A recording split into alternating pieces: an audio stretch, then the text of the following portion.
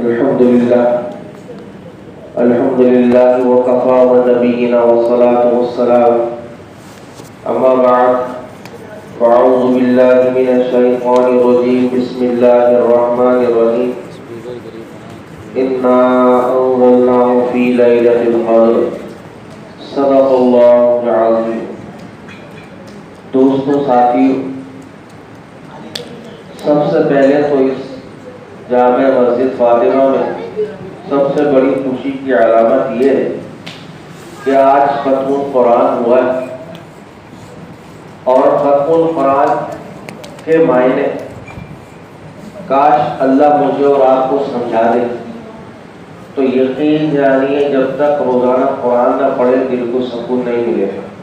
اگر ہمیں صحیح معنوں کے اندر قرآن کے نور کی، قرآن کی برکت کی اگر ہمیں صحیح معنوں کے اندر تشریح اور صحیح معنوں میں معلوم ہو جائے. اللہ رب العزت رمضان کے مہینے میں اپنے بندوں پہ بڑا مہربان. اللہ نے مہربانی کی سب سے پہلے ہی ہمیں دنیا میں رہتے ہوئے دو چیزوں ان کو دکھائی کہ دیکھو میں اپنے بندوں پہ کیسے مہربان ہوں. پہلی چیز اللہ نے یہ کر کے دکھا دی کہ شیاطین ہمیں تنگ کرتا ہے، شیاطین ہمیں عبادت سے روکتا ہے، شیاطین ہمیں نیک کام کرنے سے روکتے ہیں. اللہ نے کہا کہ میں اپنے بندوں کو اپنے قریب بنانا چاہتا ہوں، تو اللہ رب العزت نے پہلی رات ہی رمضان کی شیاطین کو قید کر دی. اس دن اس کا بچہ بھی پیدا ہوگا، اللہ اس کو بھی قید کر. پھر اللہ نے کہا شیاطین کو قید کر دیا. اب اللہ کہہ رہا ہے کوئی بات نہیں، میں اپنے بندوں پہ اتنا مہربان ہوں، اتنا شفیق ہوں. اللہ کہتا ہے کہ جاؤ میں نے جہنم کے دروازے بھی بند کر دی. میں نے جہنم کے دروازے بھی اپنے بندوں کے لیے بند کر دی، اور کہا کہ 1445 سن کی ہجری کی جو جنت ہے وہ میں نے 1444 کے اندر ہی سجا دی. ایک سال پہلے جنت کو سجا دی. تو اللہ ہم پہ کتنے مہربان ہے. اللہ کو پتا ہے کہ میرا بندہ جو ہے بھٹکے گا، اور یہ شیطان ابلیس نے اللہ سے کہا تھا کہ میں تیرے بندے کو بہکاؤں گا. اللہ نے کہا کتنی دفعہ میں کہا 1 لاکھ. کہا تو 1 لاکھ کیا 5 لاکھ مرتبہ بھی میرے بندے کو بہکائے تو اس کو معاف کر. تو اللہ رب العزت نے سب سے پہلے اسی کو بند. تو اللہ اپنے بندوں سے کیا کہہ رہا ہے کہ میرے بندے میرے قریب آ جا. آپ میرے بندے میرے پاس آ جا. آجا میرے بندے میرے پاس آ جا. تو میرے پاس کیوں نہیں آتا؟ اللہ ہمیں بلا رہے ہیں، آپ میرے پاس آ جا، آپ میرے پاس آ جا. پھر اللہ قرآن میں فرما رہا ہے کہ یا ایھا الذین آمنوا کتب علیکم الصیام، کہ اے ایمان والو. اللہ مجوسی سے، اللہ رب العزت نہ یہودی سے، نہ اللہ رب العزت بنی اسرائیل کی قوم سے، نہ ہندو سے، اللہ کسی سے مخاطب نہیں ہے پورے قرآن میں.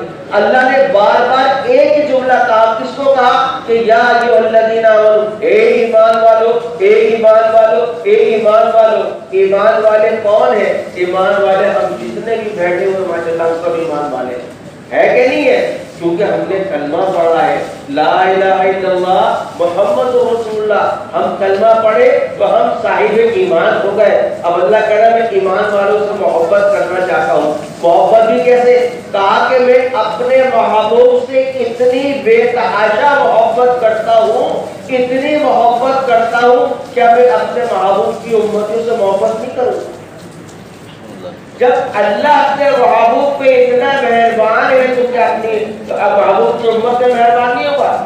اللہ بہت شفیق ہے. اللہ کہہ رہا ہے میرے بندے میرے پاس آ جا، اے بندے میرے پاس آ. بندہ کہتا نہیں نہیں نہیں میں تیرے پاس نہیں آؤں گا. اے اللہ میں تیرے پاس نہیں آؤں گا، میں تجھ سے دوستی نہیں کروں گا. میں تیرے قریب آ گیا تو میرا ہوگا کیا؟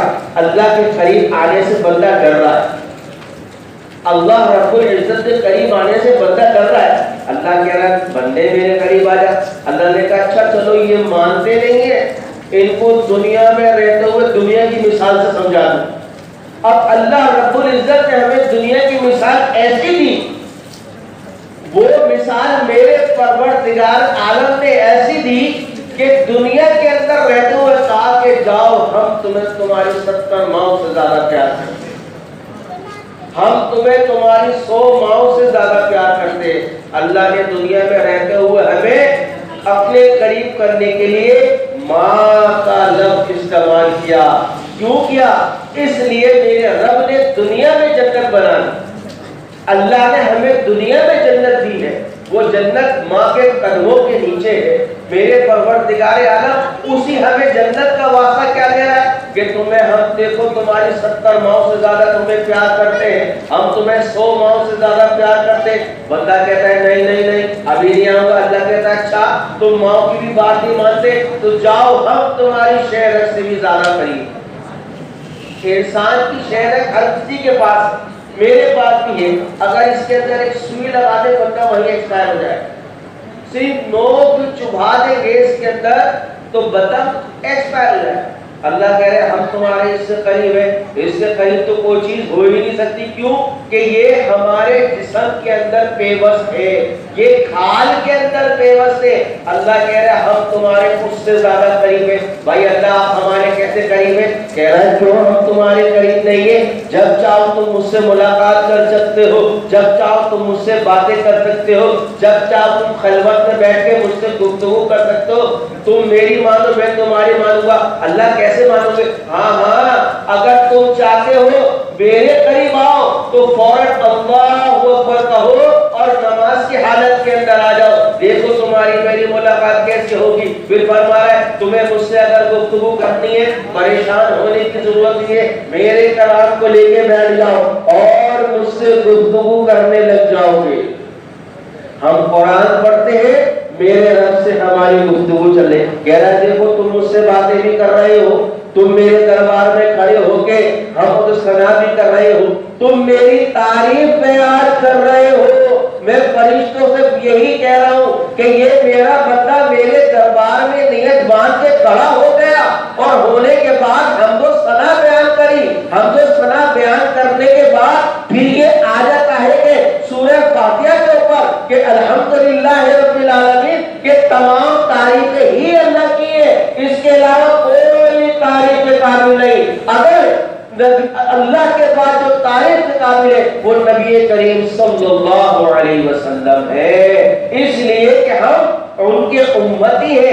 اللہ کہتا ہے میرا بندہ جب تعریف کرتا ہے تو میں خوش ہوتا ہوں، میں کہتا ہوں فرشتوں کھڑے ہو جاؤ۔ جب میرا بندہ یہ کہے کہ ایاک نعبد و ایاک نستعین، کہ اللہ میں تیری ہی عبادت کرتا ہوں اور تجھی سے مدد مانگتا ہوں، اے اللہ تو ہمیں سیدھا راستہ دکھا، وہ راستہ دکھا دے تو تیرے نیک صالح بندے تھے۔ اللہ کہتا ہے فرشتوں تم گواہ ہو جاؤ اس بندے کی بخشش اور مغفرت فرما۔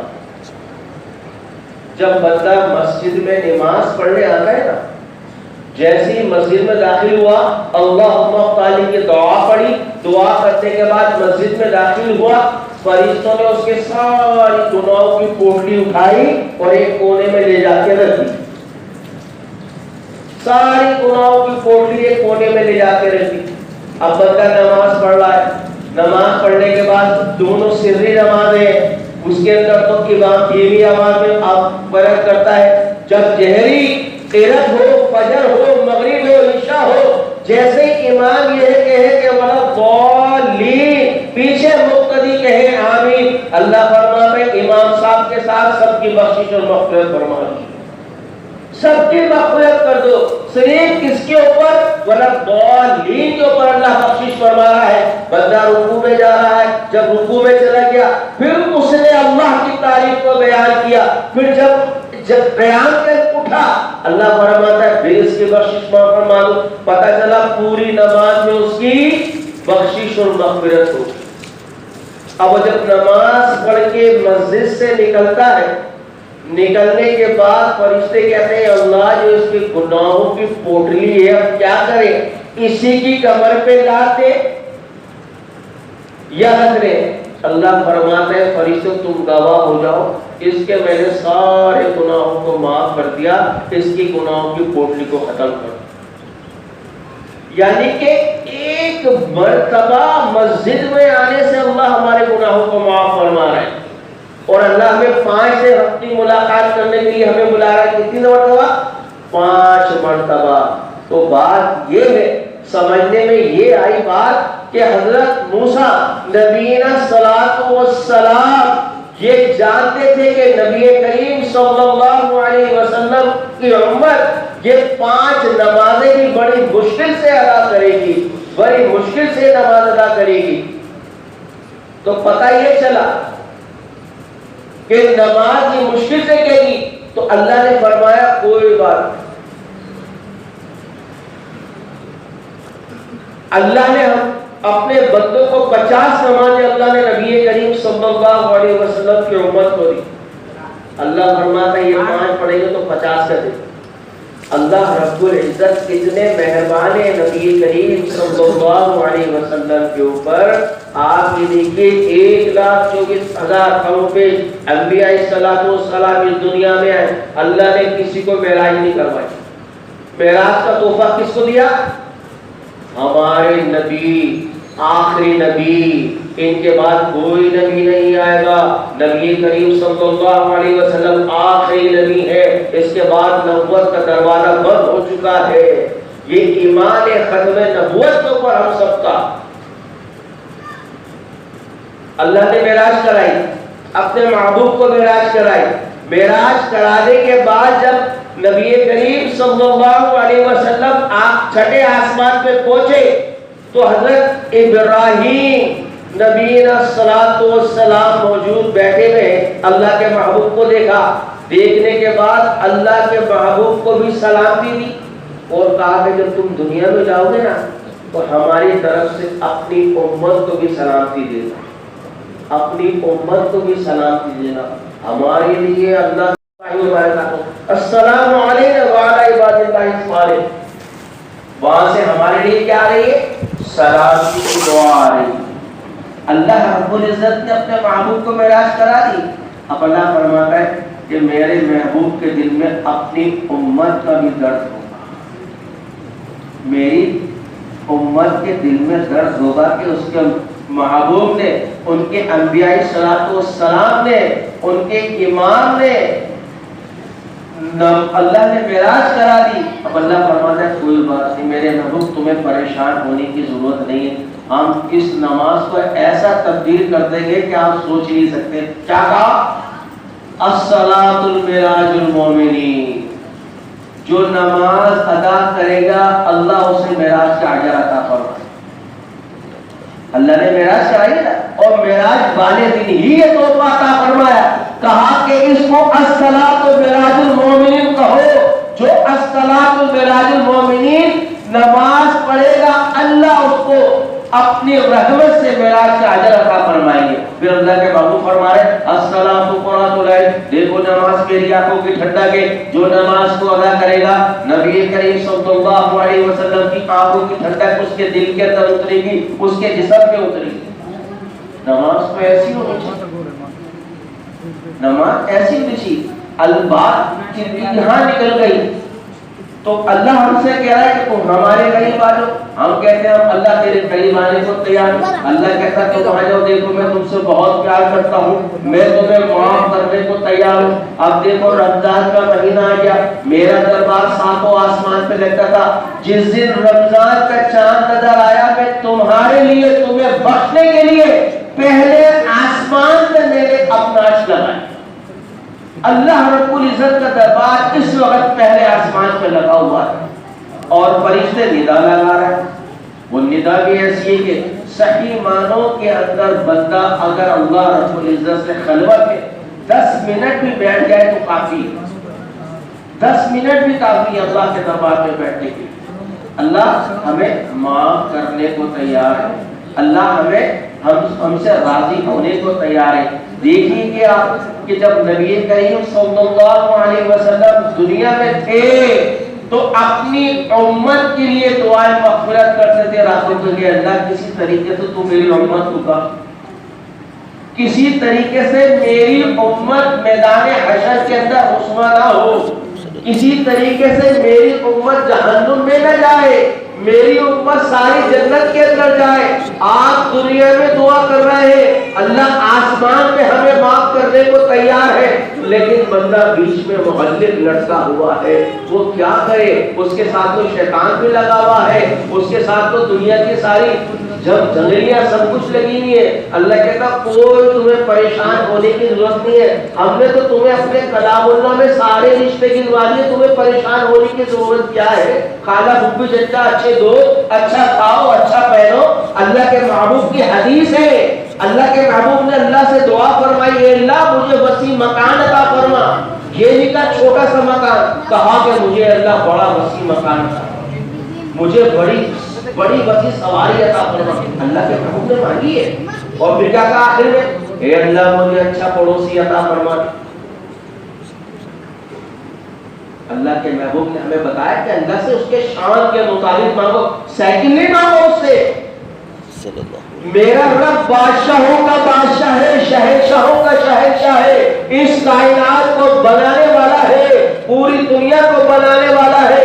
پوری دنیا فنا ہو جائے گی، میرا رب فنا نہیں ہوگا، اس کی ہی ذات کو بقا ہے۔ تو میرا رب تو بادشاہوں کا بادشاہ ہے، اس کے دربار سے کوئی خالی ہی نہیں جاتا۔ اتنا بڑا متقی پرہیزگار کیوں نہ ہو، علی اللہ ولی اللہ کیوں نہ ہو، نیک پر زاہدین عابدین کیوں نہ ہو، یہ الگ ہے۔ سخت سے سخت گنہگار بھی اس کے دربار کے اندر موت سکرات سے پہلے دعا کرے گا، اللہ اس کو بھی معاف فرما دے گا۔ پوری زندگی گناہوں میں لگا دی، پوری زندگی گناہوں میں لگا دی، اب یہ پتا ہے کہ میرا آخری وقت ہے، میں اب زیادہ جی نہیں سکتا، مجھے موت بیماری لگ چکی ہے، نہ میں نماز پڑھ سکتا ہوں، نہ اس کے دربار میں رکوع اور سجود کر سکتا ہوں، بستر پہ صرف سیدھا لیٹا ہوا ہوں، نہ ہاتھ چلا سکتا ہوں نہ پیر چلا سکتا ہوں، صرف زبان سے اشارے سے۔ ایک وقت ایسا آتا ہے کہ انسان بڑھاپے کی عمر کے اندر اپنی یادداشت کو بیٹھتا ہے، تو اس سے پہلے کہیں ہم ایسا نہ ہو اس چیز میں چپڑ جائے اور ہم اللہ سے توبہ کرنا بھول جائیں۔ ابھی ہمارے دوست کے والد صاحب کا بھی انتقال ہوا ہے رمضان سے 4-5 دن پہلے۔ اب یہ دیکھیے کہ والد صاحب کی ساری جائیداد سب والد صاحب کے نام، اور والد صاحب اپنی یادداشت کھو بیٹھے۔ ایک بیٹا فتویٰ لا رہا ہے، دوسرا فتویٰ لا رہا ہے۔ جب علماء مفتی پہنچے، بات آئی، کہا کہ ان کا تو دماغی کام نہیں کر سکتا، ایسے فتویٰ نہیں ہو سکتا۔ اب یہ جب ہی ہوگا یا تو آپس میں اتحاد کر کے بیٹھ جاؤ، کیونکہ ان کے والد صاحب کی یادداشت پوری چیز۔ تو میرے بھائیو دوستو، بیماری اللہ کی طرف سے، کہیں ایسا نہ ہو ہم کسی ایسی مہلک بیماری میں لگ جائیں کہ ہماری یادداشت چلی جائے اور اپنے رب کو بھول جائے۔ اس لیے اللہ نے فرمایا نا، دیکھو منہا خلقناکم، ہم نے تمہیں اس مٹی سے بنا دیا ہے، گندے گارے والی مٹی سے، وفیہا نعیدکم، تمہارے پیچھے کتنے نوکر چاکر لگے ہوتے ہیں، تم ناچ میں مکھی نہیں بیٹھے دیتے، ایسے تن تناتے ہوئے کپڑے پہنتے ہو، کو بڑی بڑی گاڑیوں میں گھومتے ہو، کسی کو قریب نہیں آنے دیتے، جب تم مر جاتے ہو 4 آدمی تمہیں لے جاتے ہیں، جب قبر کے اندر تمہیں اتار دیتے ہیں، جو تم سے نفرت کرتا ہے، جو تم سے محبت کرتا ہے، جو تم سے تم چاہتے نہیں کہ میں اس سے بات کروں، وہی تمہارے منہ میں مٹی ڈال کے واپس چلا جاتا ہے۔ جس سے تم زندگی میں گفتگو نہیں کرنا چاہتے کہ یہ میری ذات سے کمزور ہے، میں مالدار ہوں، میں سرمایہ دار ہوں، یہ کمزور ہے، اس کو حقارت کی نگاہ سے دیکھا، اور وہی شخص تجھے آخر میں لے جا کے تیرے منہ پہ پٹی ڈال کے ہاتھ جھاڑتا ہے۔ جھاڑتے نا ہاتھ، تم بھائی ایسا کیوں ہوتا ہے؟ اس لیے کسی مٹی سے بنے، کسی مٹی میں جائیں گے، اور پھر اللہ کہہ رہا ہے کہ ہم کسی مٹی سے تمہیں اٹھائیں۔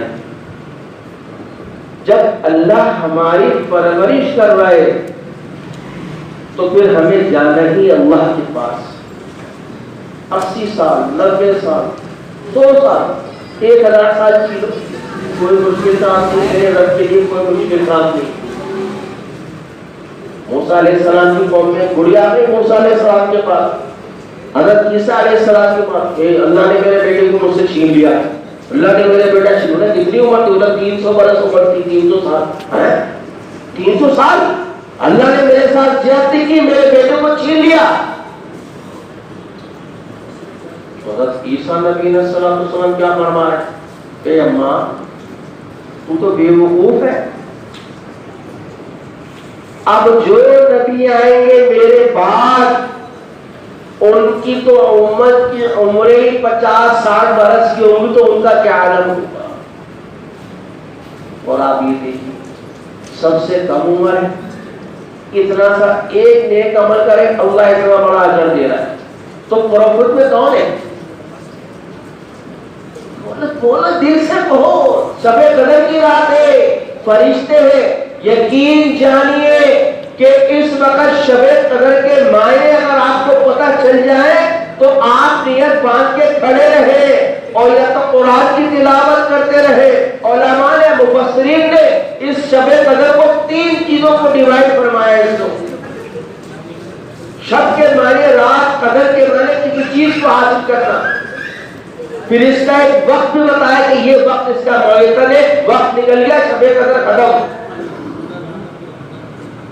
اور پھر ایک جگہ کہا تھا اس کو کہ تنگ یعنی کہ اتنے اللہ کے دربار سے فرشتے زمین پہ اترے ہیں کہ زمین تنگ ہو چکی ہے، اتنے اللہ کے فرشتے اترے. لیکن کہتے ہیں کہ دیدہ کور کو کیا چاہیے؟ آنکھ والا دیکھے تیرے جوبت کا نظارہ. جن کو اللہ نے آنکھ دی ہے، جن کے پاس بصارت بھی ہے، جن کے پاس بصیرت بھی ہے، جو اللہ سے باتیں کرتے ہیں، اللہ کے دربار میں کھڑے ہو کے اس کو مناتے بھی ہیں، راتوں کو اٹھ کے اس کے دربار میں روتے بھی ہیں، اس سے خلوت جلوت میں گفتگو بھی کرتے ہیں. تو پھر میرا رب ان کو بصارت بھی دیتا ہے، ان کو بصیرت بھی دیتا ہے، ان سے فرشتے مصافحہ کر کے جاتے ہیں. تو میرے بھائی دوستو، زندگی مختصر ہے، زندگی زیادہ بڑی نہیں ہے. یہ جو ہم یہاں بیٹھے ہوئے ہیں یہ زندگی بالکل مختصر، جسے علماء مفسرین یہ بات کہتے ہیں بار بار، زندگی کیا ہے؟ اذان ہو گئی اور مغرب کی نماز میں 2 اور 3 منٹ کا وقت ہے، یہ زندگی ہے. باقی جو زندگی ہے بہت لمبی ہے. حضرت جی استاد جی رحمت اللہ علیہ ایسے لوگوں کے ہمارے استاد حضرت فرماتے تھے کہ اے انور شاہ، مجھے بیٹے کا نام انور شاہ کشمیری، اے انور اپنے بیٹے کو رو کے مخاطب کر رہا ہے. کون؟ مفتی ظفر ولی خان صاحب رحمت اللہ علیہ،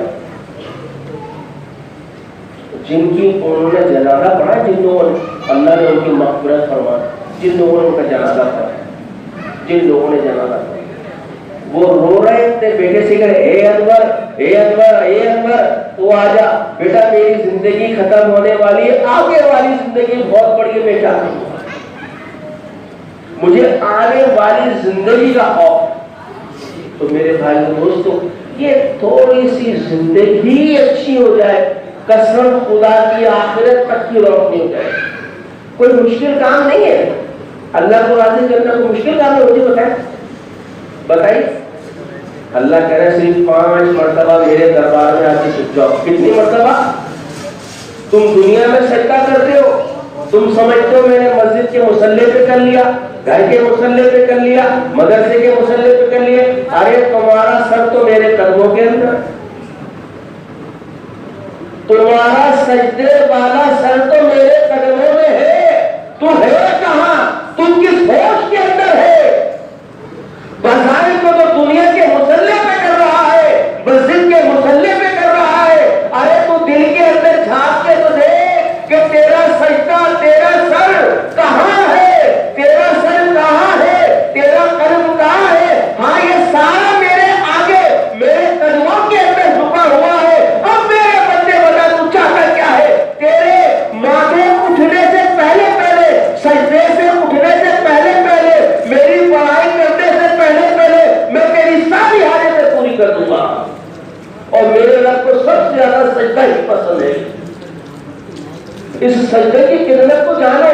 اس سجدے کی قیمت جس نے جان لی وہ واقع ہو گیا، وہ اللہ کا ولی بن گیا. ایک سجدے کا انکار کیا ہے پوری زندگی، نالک پوری زندگی، حالانکہ دنیا کے اندر، زمین کے اندر،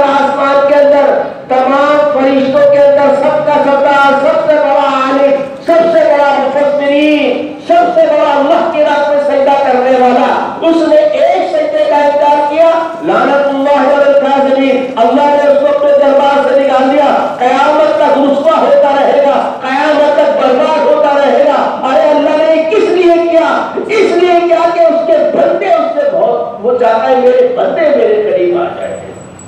اللہ نے اتنی کسی انبیاء السلام کی قوم سے محبت نہیں کری جتنی نبی کریم صلی اللہ علیہ وسلم کی امت سے کری ہے، اور کسی سے نہیں کری، کسی سے اتنی محبت نہیں ہے۔ اللہ رب العزت نے اپنے محبوب کو معراج کرا دی، 1,24,000 پیش کم و بیش انبیاء السلام دنیا میں آئے، کسی کو اعتکاف کا تحفہ نہیں دیا، کسی امت کے پاس اعتکاف کا تحفہ نہیں ہے۔ تحفہ ملا تو کس کو ملا؟ نبی کریم صلی اللہ علیہ وسلم کی امت۔ اعتکاف کیا ہے؟ کیا ہے؟ اعتکاف کے معنی ہے کہ اللہ کا قرب حاصل کرنا، اللہ کو راضی کرنا، اللہ کو منانا۔ جب اللہ کے دربار سے نکلے تو یقین جانے زندگی پلٹ جائے، دل پلٹ جائے، اس کو کہتے ہیں اعتکاف۔ اعتکاف یہ نہیں ہے کہ آج بیٹھے بس اپنے مسجد میں پردے ڈالنے، پردے کس لیے ہیں؟ یہ لیٹنے کے لیے، آرام کرنے کے لیے پردے، اپنے آپ کو چھپانے کے لیے، اپنے آپس میں بیٹھ کے گفتگو کرنا، اس کو چھپانے کے لیے پردے۔ پہلے زمانے صحابہ اکرام کے دور میں پردے نہیں ہوا کرتے تھے، پردے کی تو بھی رواج آ چکا ہے کہ پردہ ڈال کے بیٹھ جاؤ، گفتگو آپس میں باتیں کرتے رہو یا لیٹ جاؤ۔ اعتکاف کیا ہے؟ کہ اللہ کے گھر میں آ کے اللہ کو نہیں پایا، اللہ کے گھر میں آ کے اللہ کو نہیں پایا تو پھر کیا ہے زندگی ہماری؟ ہم نے آپ نے کیا تیر مارا ہم نے؟ ارے نماز پڑھنے آتے ہو، اللہ 15 منٹ میں تمہارے گناہوں کو بخش رہا ہے، 15 منٹ کے اندر تم کتنے خوش نصیب ہو، 10 دن تمہیں اپنے گھر میں بلا رہا ہے کہ آؤ میرے گھر میں اعتکاف کر لو، 40 نمازیں تم تکبیر اولیٰ سے پڑھو گے، زندگی بھر نمازی بن جاؤ گے، زندگی بھر نمازی بن جاؤ گے۔ لیکن کیا؟ کیوں؟ اپنے دل کو کبھی ٹٹولا ہے؟ اپنے دل کو ٹٹولو، کہو کہ میرے دل، میرے دل، میں اپنے دل پہ ہاتھ رکھی کہو کہ میرے دل تو یہ بتا کہ تو اللہ کی مانتا ہے کہ نہیں مانتا۔ میرا دل کہے کہ ہاں میں اللہ کی مانتا ہوں تو کسی دن یقین جان کے زندگی پلٹ جائے۔ اس لیے کہتے ہیں دماغ کی کبھی دماغ میں بات آئے اس پہ عمل مت کرنا۔ کیوں؟ دماغ شیطان کا گھر ہے، دل اللہ کا گھر ہے۔ اللہ جب اپنے بندے کی پیدائش کرتا ہے، بچے کو ماں کے بطن میں ڈالتا ہے تو سب سے پہلے کہتا ہے ڈاکٹر اس کی دھڑکن آ گئی تو بچے کی زندگی ہے، دھڑکن نہیں ہے تو بچے کی زندگی نہیں ہے۔ یہ دھڑکن کیا ہے؟ یہ دھڑکن میرے رب تک اللہ نے اپنے بندے کا دل بنایا، جسے قلب کہتے ہیں، جسے دل کہتے ہیں، اللہ نے پہلے یہی بنایا۔ اور جو لوگ اس دل کے اندر اللہ کو پا لیتے ہیں وہ کبھی ناکام نہیں ہوتے، کبھی ناکام نہیں ہوتے۔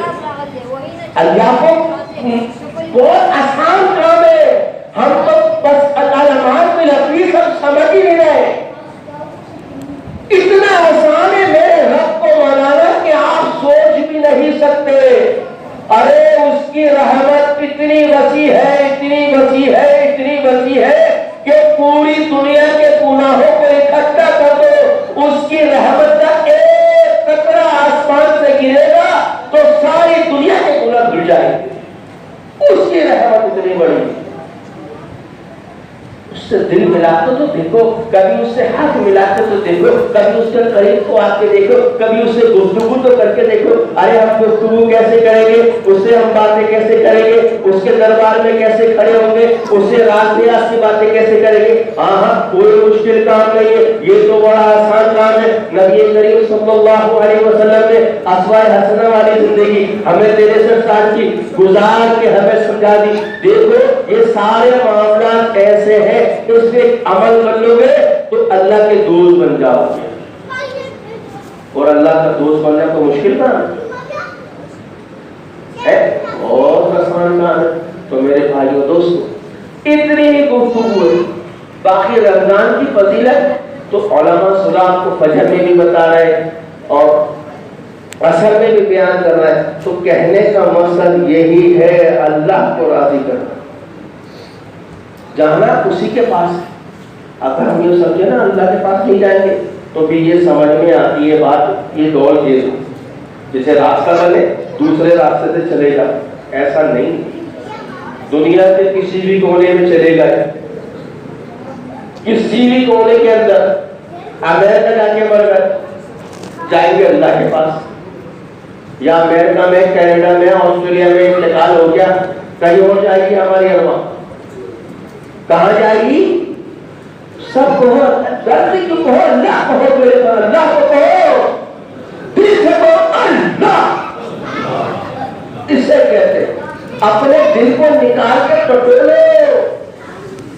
اس کے اندر جو سیاہی ہے نا, سیاہی, اس کے اندر جو کھلو اسے پوچھو. اللہ قرآن میں فرما ہے اللہ کے ذکر اللہ تطمئن القلوب. جان لو اگر تم اپنے دل کے اندر زندگی میں سکون, چین, راحت چاہتے ہو تو میرا ذکر کرنا شروع کر دو. پھر اللہ فرما رہا ہے ولا ذکر اللہ اکبر. دیکھو میرے ذکر سے بڑا کوئی ذکر نہیں. اور اللہ کا ذکر کرنا کوئی مشکل کام ہے. سبحان اللہ کو سب کو سبحان اللہ زور سے کہو, اور زور سے کہو. ایک دفعہ سبحان اللہ کہنے سے اللہ نے جنت میں درخت بنا دیا. کیا بنا دیا؟ ابھی بن گیا, بن گیا درخت آپ کا جنت میں بن گیا. اور اس کی ایک اور حدیث کیا ہے, وہ درخت کی چھاؤں اتنی لمبی ہے کہ ایک جاندار سفید گائے گھوڑا 500 سال وہ اس زمین پہ دوڑے گا. کتنے برس دوڑے گا؟ 500 سال زمین پہ دوڑے گا. وہ جتنی بھی زمین آئے گی ساری تیری ہے. اس درخت کی چھاؤں اتنی لمبی ہے کہ کس کے اوپر صرف ایک مرتبہ سبحان اللہ کہتے ہیں. کس کے اوپر ایک مرتبہ کہتے ہیں سبحان اللہ. ہم اس میں بھی کنجوسی کر رہے ہیں. اللہ کہہ رہے ہیں اس کی جو زمین ہے نا 500 برس کی مسافت دوڑے گی. اگر وہ 100 دفعہ امریکہ جائے تب بھی 500 سال پورے نہیں ہوں گے. تو میرے بھائی الحمدللہ اللہ کے ساتھ مشکل کام ہے. اللہ اکبر تو مشکل کام ہے.